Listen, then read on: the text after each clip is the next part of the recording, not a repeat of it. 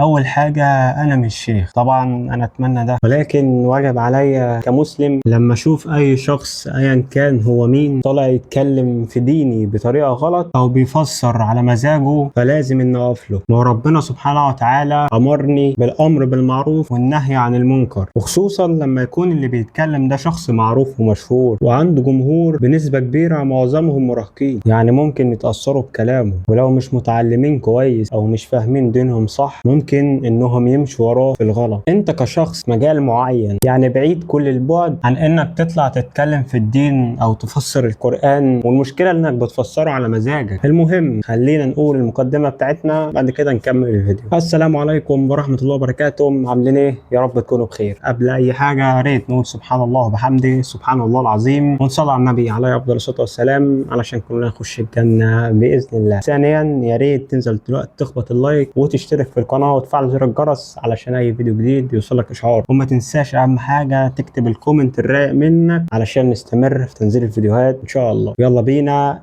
نكمل الفيديو. من ايام قليله طلع شخص في لايف، وبدل ما يطلع يتكلم في مجاله اللي هو اصلا حرام، ولكن لا، ده طلع يفسر القران ويتكلم عن الانبياء وبطريقه غلط. اصل مش اي حد يتكلم في اي حاجه بدون ما يكون عنده علم. يعني انا مثلا لو مش عارف حاجه في ديني المفروض ان اروح اسال شيخ. ربنا سبحانه وتعالى قال في كتابه الكريم: بسم الله الرحمن الرحيم،